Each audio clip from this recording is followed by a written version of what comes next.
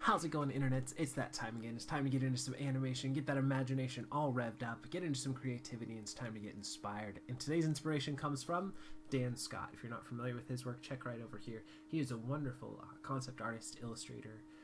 He's worked with Magic the Gathering, a bunch of video games. So just check out his stuff. I love his stuff. I will throw a link in the description below, but let's take a look at a couple of pieces of his work. I really liked this one. I thought the layout was really interesting. Each of the characters kind of has a little bit of a different personality. Really like how he renders the different types of material in this. You see there's like the shiny chrome metallic portions of the body here mixed with the drapery, and you can tell that there's a difference between what each one would feel like versus the skin, and that's really hard to capture, and I think he did a beautiful job there. This one was I thought was a really cool concept, this kind of tree wisp spirit. There's another one. I thought this one, like I said, I think one of the things that he does really well is really captures materials. You can tell how fluid and wet this water feels, how rigid those rocks are. It's really, and then you can see even on the face there's kind of a little bit of scaling or spotting, kind of a mix of like a mermaid-like character. Really interesting. And again, another great layout. I like how each one of these little tentacles or ends of the serpent's head all have kind of a different direction, but they all go together. It's an interesting layout of the piece, and then you have these rounded portions of the snake or tentacle creature, but then contrasted with the sharps of the rocks, and that makes it an interesting play as well. Another great creature, and some wonderful concept art for weapons, and like I said, just spot on stuff. Really sharp. Great creature design and character design. So like I said, I'll throw a link to more stuff from Dan Scott if you guys want to check out some more from him. I really liked this one as well. I thought that was such an interesting kind of Cthulhu-like creature here. I think that's one of the old gods, if I remember correctly. And an interesting layout again here too, where you have just everything kind of playing really well together, and a nice perspective throughout. One thing that I've looked at this a few times, I never noticed this character here that's attacking one of the tentacles. It's a really nice framing of that character in particular, just as taking a little example here from the whole pieces. You see it's framed by the tentacle, and it's also supported framing from this hand here and from that staff, and that just goes into a lot of thought into each and every piece. You can tell that each one he tries to get a good silhouette and good framing and good layout. Who doesn't love Murlocs, right? This one has a great line of action throughout it, great posing here. But anyways, I wanted to share a quote with you guys that I was able to find from an interview that he did, and he said, "Creating good art is mostly hard work and only a small portion raw talent. So practice, practice, practice." And this goes into a lot of the quotes that you can find from a bunch of different illustrators, especially if you've been watching a lot of the videos. You'll see that kind of a theme throughout some of the quotes, or probably a good portion of them are, the more important thing is not just the raw stuff, but what you do with what you have. There might have been, let's say, when I was growing up, I used to draw and help my friends draw and everything when I was in class, and then a few years later, went on to junior high or high school and had some other people, and they were a little bit better than I was at that time. And so I kind of distanced myself a little bit from that. I wasn't yet into the point where I'd figured out necessarily where I wanted to go with my life, just having fun doing it. And I kind of was like, you know what, they have more talent. And then I just kind of left it at that for a few years. But there's an important thing, because chances are the people that I thought were really good then, and I was like, oh, why even bother competing or anything? They've gone on to do different things, and their work kind of stopped at whatever level they were at the 15-year-old person drawing level. And that's kind of a common thing that we talk about here too, is a lot of times you'll hear someone they talk about drawing or animating or creating or whatever, they're like, oh, I can't even draw a stick figure, why would I even bother, or whatever. But the chances are, when's the last time you actually sat down and did it? Now, for a lot of you out there, you guys are doing this stuff every day, but for a lot of people who just kind of give up on their dreams because they just say, I don't have any talent, truth is, talent helps, but it's really about enthusiasm and motivation and putting your stuff out there and who you know, and there's so much more involved in it, in getting exposure, in pushing yourself, and being able to objectively look at your work and see what's not working and improve upon that even when no one's around. It's all that kind of behavior of what do you do when no one's around? Do you just sit around and watch TV and blow stuff off? Well, chances are you're not going to go anywhere. If you're pushing yourself, if you're trying every day, you're going to get better. And maybe it'll take you a lot longer than other people, but if you put in that motivation and that effort and that practice and stuff, you're going to have really good chances, or better chances at least, of getting work out there, and at least working on your dream, whether you have to do a 9-to-5 job at the same time or whatever. At least you're taking another step towards mastering whatever medium it is that you're passionate about. But I'm a little bit rambly today, so let's get into some animation. This is the Flea rig. It's a free rig you can grab over at 3dfiggins.com, and if you're not familiar with what we do for the rest of the videos, we give ourselves 48 frames, give or take a few. I go off and I find a rig that I've never used before. It's a free resource for you guys to play around with as well, and we kind of go from there. A little bit of over the shoulder, hang out with me while I animate, a little bit of talking through the process, but most of all, the main goal of doing these videos each and every day is to hopefully encourage you guys and inspire you to go off and create your own stuff using your own unique imagination and your own creativity. So you're bringing something new with your own special voice out into the world and pushing yourself and taking another step in your journey. So let's get into some animation. As you can tell, my voice is a little funky today. I'm a little under the weather, so it's been kind of a hectic week. So I think I'll just stick with a walk cycle. I know I've been wanting to get around to doing some lip sync stuff, but days have been kind of crazy busy lately, so apologies about that, but I do have it on my to-do list. I'll do some more. There's a great new version of the Malcolm rig out, so you guys should check that out if you haven't already. And let's see, let's start building this thing, get into some more interesting posing if we can here. Bring that back a little bit, bring that forward here. Forward. Let's bring it down a little bit more. And with the head. This is front leg, that shouldn't be front. Oh, are these supposed to be legs? I guess so. I for some reason thought they were like antennas or feelers or mouth things, but I guess they're legs, so it'll be interesting. Figure out how we can approach those a little differently. And what's this supposed to be? Little end controller? Okay. I guess we'll just leave that where it is. So let's make sure that we just have our nerve curves, nerve surfaces, and polygons selected. And let's go around and grab all of the main controllers here. And we'll set those. And set our frame range from 0 to 48. I think we'll stick with 12s for this as our main base. And the thing that we'll do to mix it up is we'll play these differently than the other legs. So we'll treat it like a 4-legged creature with just an extra set of legs, differently than a 6-legged creature, if that makes sense. If not, hang on, we'll get there. Okay, so let's just start building this. And again, we are using Maya 2014. For more information on that and all the stuff we've mentioned or talked about so far together, check out the links in the description below. You can always follow my blog, my Twitter, Facebook, any of that kind of stuff. If you ever have questions or comments or need an extra set of eyes or feedback or any of that kind of stuff, don't hesitate to shoot me a message. Usually Twitter and Facebook are probably the two that I have most often open, so that's probably a good way to do that. I need to get back to checking out all of you guys' amazing work. I know there's been some great stuff that you guys have come up with.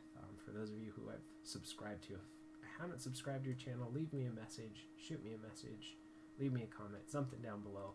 I want to hopefully subscribe to all your guys' stuff so I can see all the amazing stuff you guys are coming up with as well. So let's just start building this walk. Bring that back here and there.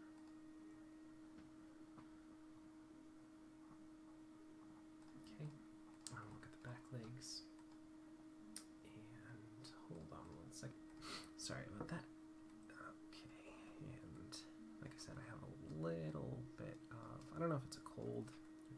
allergies or something. A little bit sneezy today, so apologize about that. Again, we're just building the foundation. We're getting the legs working here. So let's see how it feels. Okay, and we'll go to the other one. And we can always tweak this stuff out. Again, we're just putting kind of a rough idea here for how we want to attack this thing or approach it. And let's bring that middle mouse button, move that over here, bring that back. Back again, and back again. Now let's see here. Okay, and with these ones, like I said, we'll just go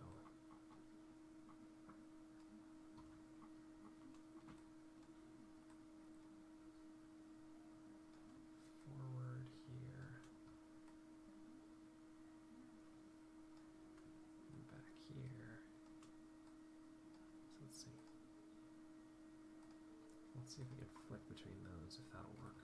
Or if we'll need to mix it up a little bit more so we have some different movement there.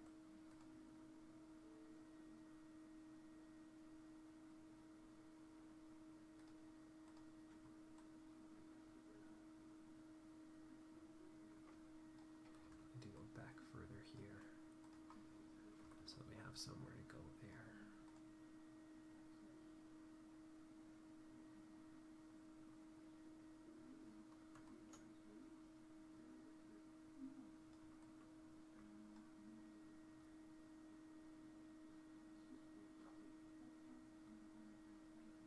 We'll try it like that. Maybe we'll move it back to on fours and make it really quick. But I kind of like the idea that it goes forward and pulls back.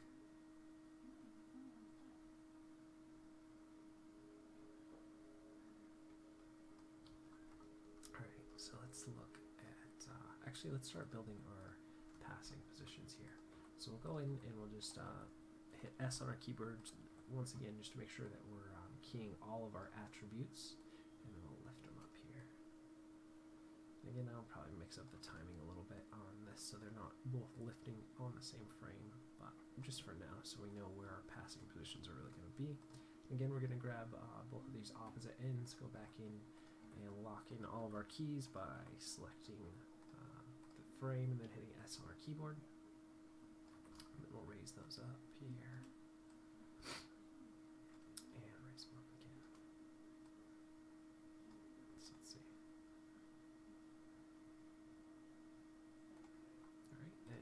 This guy as well. So this is where we want to go up, right? Oh, let's make sure again that we go in and lock in all of our keys before we do that. Raise it up.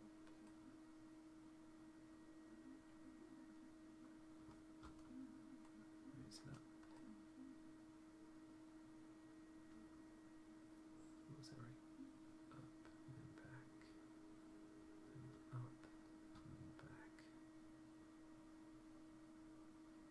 This should be the up position here, actually. So we'll get rid of that.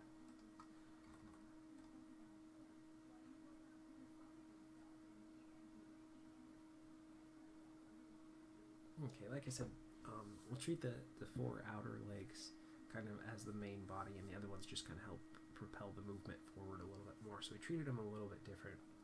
I'm not sure if I'm going to keep it that way, but I kind of like that idea of having one that's a little different for those set of legs here. Now let's start building in the up and down on the chest here. Alright, so let's go. What a shame.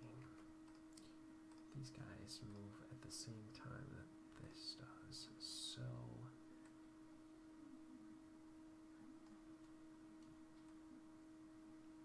I'll have to re-go in and key those again.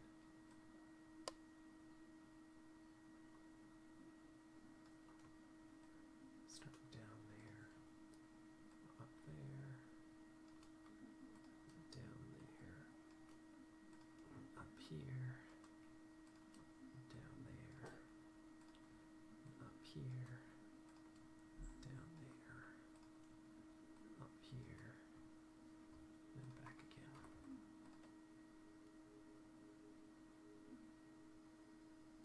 Alright, and let's go Window, Animation Editors, Graph Editor, and look at our translate Y's here. Let's balance those out a little bit more. I'll go down. Okay.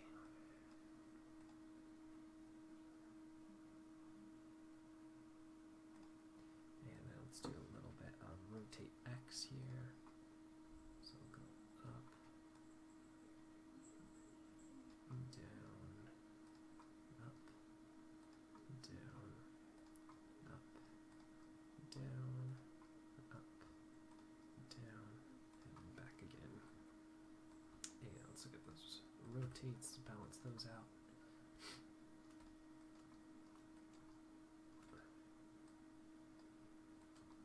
We'll probably do less of it as well.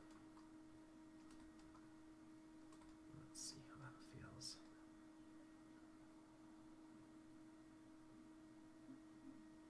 Alright, that feels pretty good actually. Okay, and let's do a little bit of rotate Z here. Let's see. Favor the back leg, I think. I'll favor that back leg. This one, and then back again. So let's see. Okay, and we'll balance that out a little bit more, minimize it.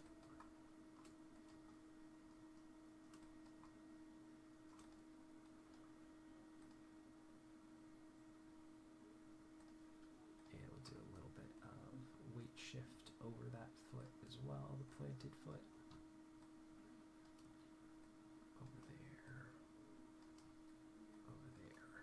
and back again. And look at those translate X's. Try and balance them out from side to side here. Yeah, let's see how that feels.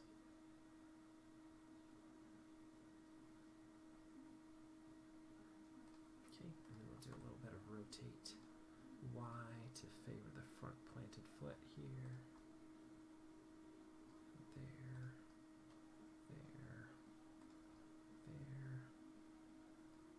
And then back again.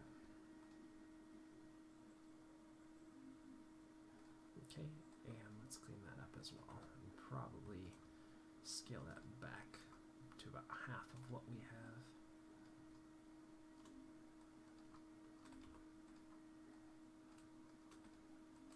That's about a half. Okay.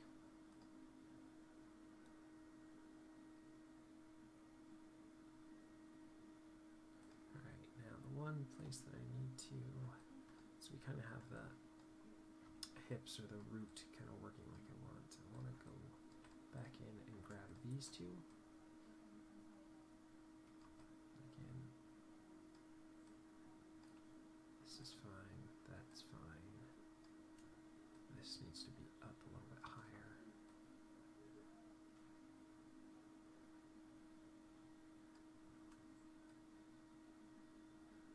Try to keep it on the ground here.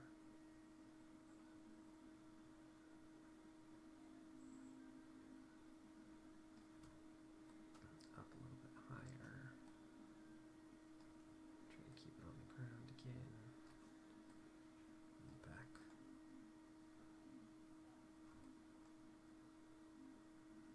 Okay, works a little better. Now let's go ahead and save that. And let's look at the end. What do we have here that we can use?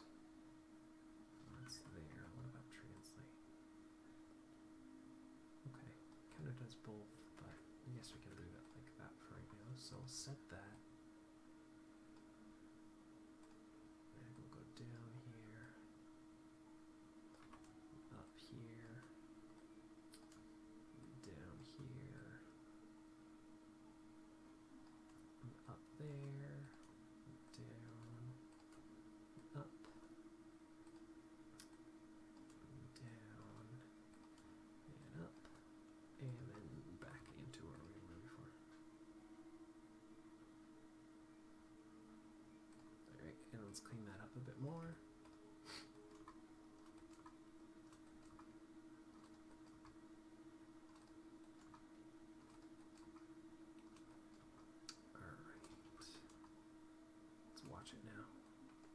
watching out.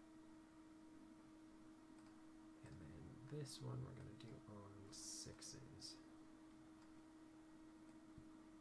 So down, and then up, down, up, down, up. So it hits at a different frame than the main end part here, but we're going to have to probably do some cleanup, so let's see. Okay. So what I'm going to do is universally push it up higher so that we don't get so much, and get rid of the translate X's. I don't need those, I just need the Y's. Okay.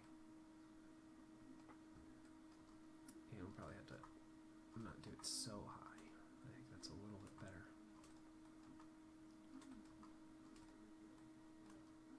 So let's see. There we go, that's a little better.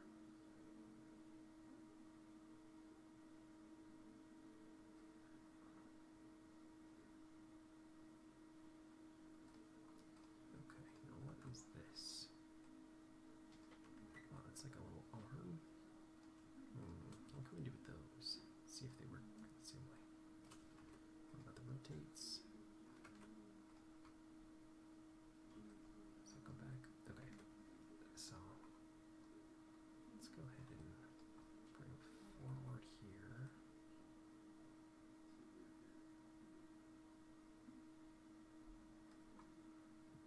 Back there. Forward. Back. Forward. Back. Forward. Back. Forward. And back, and I'm sure we're going to have to do some cleanup here. Those rotate X on both of them, so I'll grab both of those. And even that out a little bit more. We have to be aware that we don't intersect through a lot of the geometry as well. So let's see how that feels. Yeah, see, we're getting this portion right here where we're kind of losing it. So I think that we probably want to do something more like that as the extreme.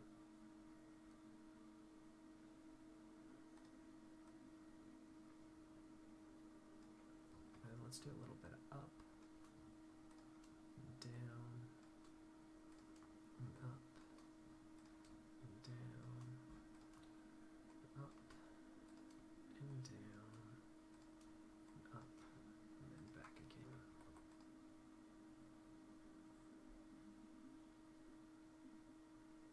Okay, let's clean that up a bit more and minimize it as well. It's a little too over the top right now. But at least we loosened up those arm things again. This is more of a, I guess, would be more of not a base need for this walk, something that would just add more personality to it.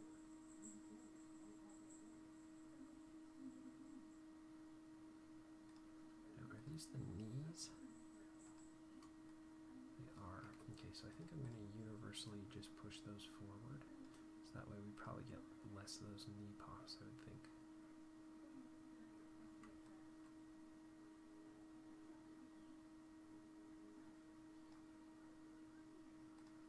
Maybe this one's a little too far forward here. Try and get rid of that knee pop if I can a little bit. Go. There we go. It's better. You see that knee was kicking out there? So I think that works a little bit better.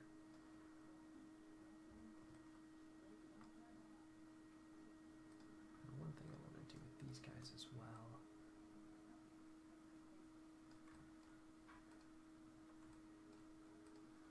is push them more center here.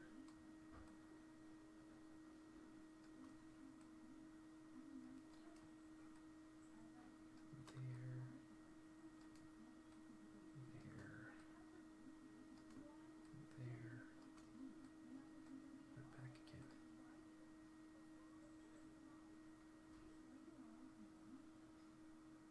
And let's do these ones on 4s.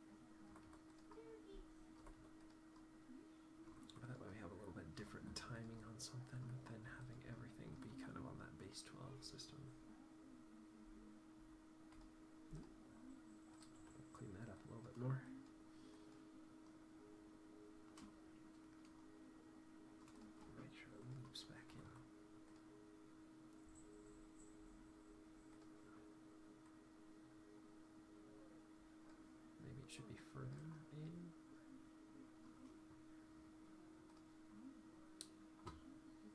And let's rotate it a little as well. See if it's a Y that we want here. No? No. Okay, maybe that's, let's see.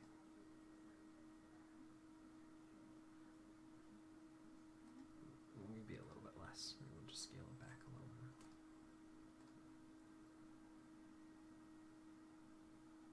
Okay, and I'll grab this one. I'll go 4, push it in. It will vary between those two keys, really. And then I'll add kind of that more insectoid style stuff with just a little twitchiness that a lot of bugs have, quick little twitches.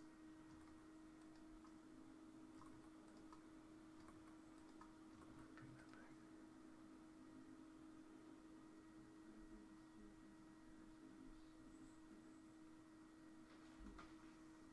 Okay, and then let's see, I think there's something here. Isn't there a controller for like that inner portion of the mouth? No? For some reason it looked like there was a controller for it. Maybe it was just a front leg thing. Okay, so let's take a look at this again.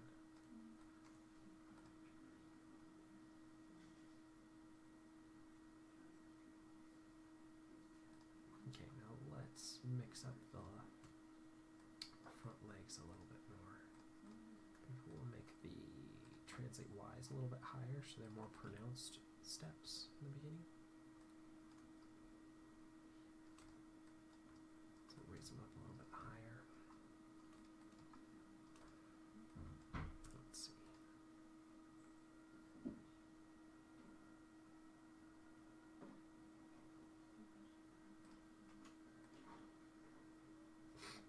And let's make sure we get that flattened out. It's kind of intersecting through the ground plane there a little bit.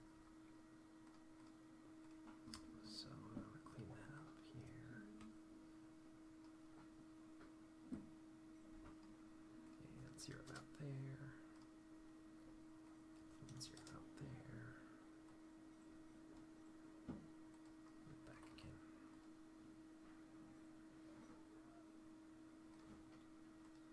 There's got to be some portion of it that's changing here.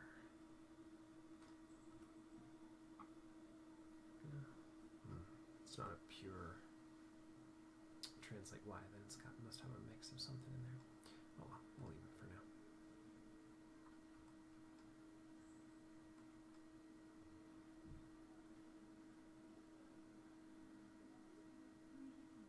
Now let's see, what's this little feeler do? Nothing? Big feeler, nothing? Okay.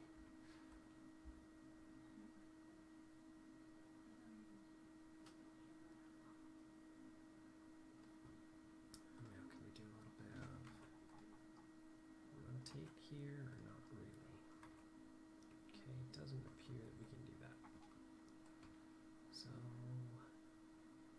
what can we do to mix up these steps a little bit more from the front to the back? Well, we can push the translate Y's back a frame. And push the translate Y's on the front forward a frame. That'll give a little bit of different feel between the two steps. Let's see if there's any sort of rotate or anything that works with this one. Nope. And what about this?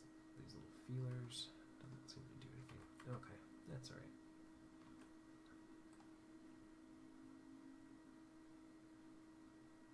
Well, is there anything else we can really play up or play around with?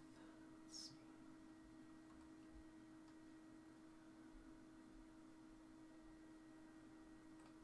Let's see, is there anything else on this guy?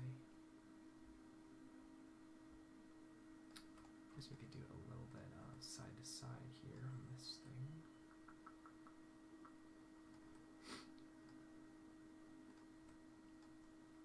We'll push it over to the side there.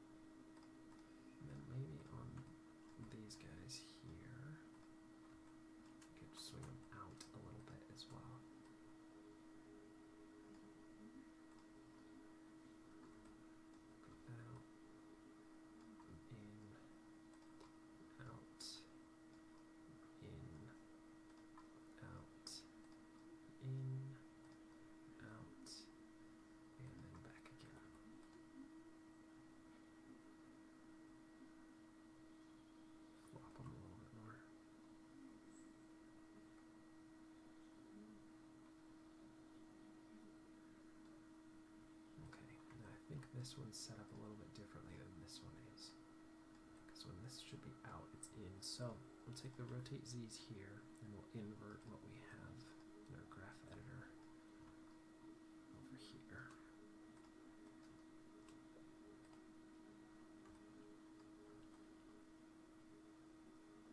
Yeah, maybe exaggerate it a little bit more. There we go. Alright. Well, I could definitely spend another hour or so cleaning up everything and polishing through it, but I think this is a workable thing for today. So let's do a little stand and pick a background color, and then we'll call that for today. So I think this might be a little too big. Let's actually do a cylinder instead.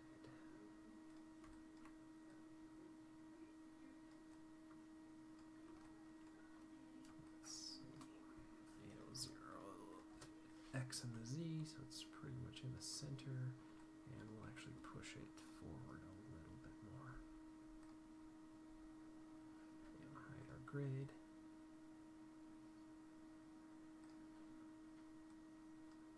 Maybe a little bit more forward.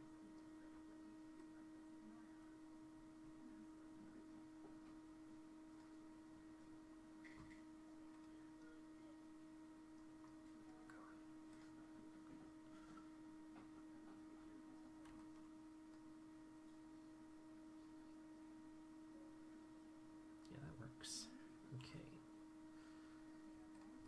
Save our file here. Grab this. Paste another one of it. And we're going to make a different camera angle because I kind of like that one that we found. I'll scale it up a little bit.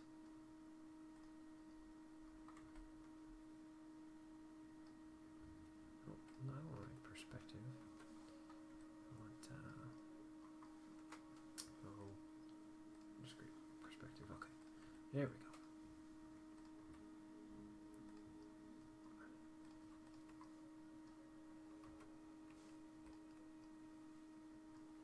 And scale it down in Y here.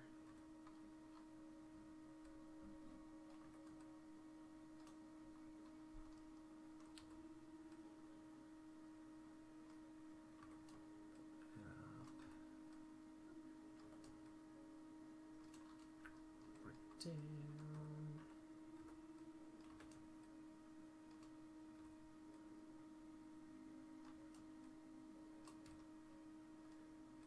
And then we'll copy this one, and we'll paste another one.